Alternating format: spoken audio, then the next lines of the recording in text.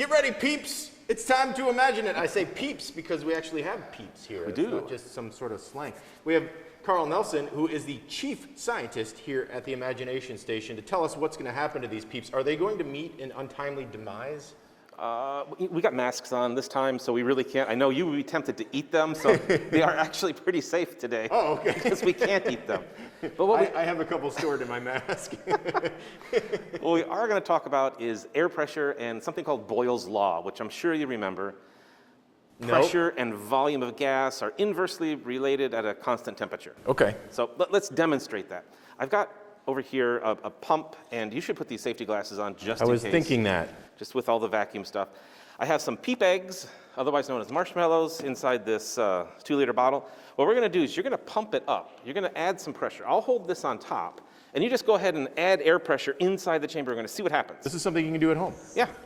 Okay. Keep going, keep going, keep going. This is a foot pump, but I'm using my hand. That's okay. Okay. And as you can see, what's happening here, because the marshmallows or the PEEP eggs are made of just tiny little, it's a foam filled with air pockets. As we increase the pressure, and it's getting hard for me to hold on top, Tony. Okay, hang on. It's going to pop off. I'm going to take it off. Let's see what happens. They bounce back. Yeah. Okay, so as we add pressure in, those air pockets inside the foam sort of shrink, and then we let the pressure release, and they can sort of spring back because they're a little bit spongy. All right? So, you know, we could do that with the vacuum chamber in the other way. We could take the air out instead of putting air in. So I'm going to just add a couple balloons here filled with air. And what's nice about these balloons is right now, the gas molecules inside are slamming against the inside of the balloon, but there's air molecules on the outside slamming on the outside, keeping the balloon at the same volume. But if we remove some of the air using this vacuum pump, whoa, the balloon air wins. Now there are less air molecules on the outside pressing against the balloon, so the air molecules on the inside can slam into the balloon, and the result is the balloons start to get larger and larger and larger. And this is what I meant about meeting their demise. Well, you know, it's always hard to tell. There are some sharp little points on the bottom here. I don't think the balloons are going to pop, and that's a surefire way to get them to pop is to say that. But wow, look how big they're getting. They're going to get pretty big. Now, I think this blue one is covering up, maybe covering up the opening. No, it's going to start covering up. I'm going to turn the pump off and let the air back inside. And in fact, why don't you do it? Just remove that. Okay. Remove that little valve. Just pull it straight out. Okay. Yeah. So again, same idea. That air molecules come back inside and equalizes the pressure, and we get just 2 regular old balloons. Wow. Now, we have to try it with the PEEPS, right? To see what actually happens to a PEEP inside a vacuum chamber if we remove the air. So we'll reconnect this up. And now remember, the PEEPS are just made of like a foam filled with little air pockets. I'm going to open this up, and a couple things are going to happen. So watch closely.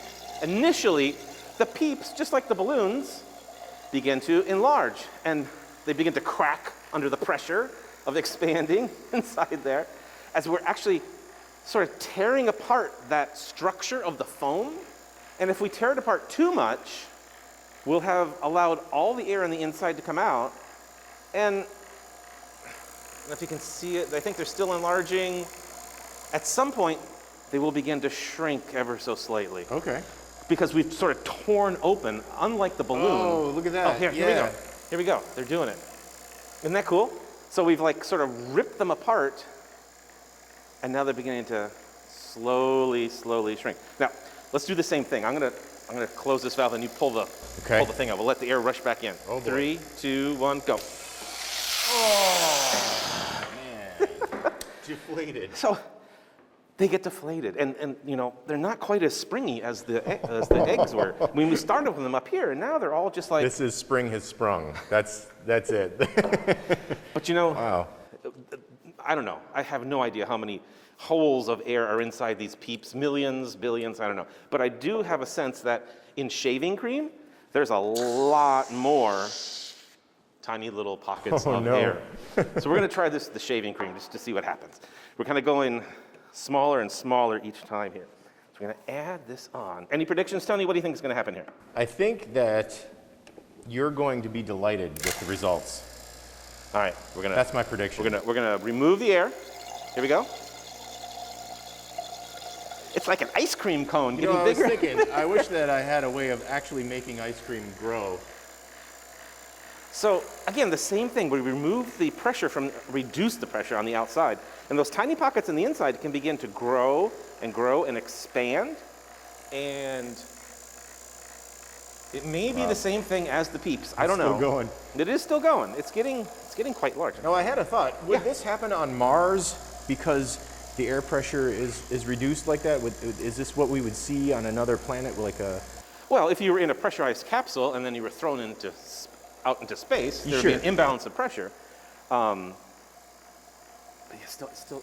Oh, I don't know. I'm just wondering what PEEPS would look like on Mars. That's my... I think they would look. Well, again, if you took the PEEP from inside the pressurized chamber and then took it outside. Trying to answer that age-old question. They would sort of look like that. Are there PEEPS on Mars? And as this continues to grow, I also want to point out your hidden message here. Oh, yes, yeah. I don't know. For the science geeks, I did a little science hidden message in the PEEPS there. One clue for you, groups of 8. Groups of 8. You can figure it out. It's super easy. Oh boy, not for me. Let's pull the plug on this one. Let's see what happens here. Do it. Okay. It just never gets old. See, my hypothesis was correct. He was delighted. Thanks very much, Carl. That is how you imagine it.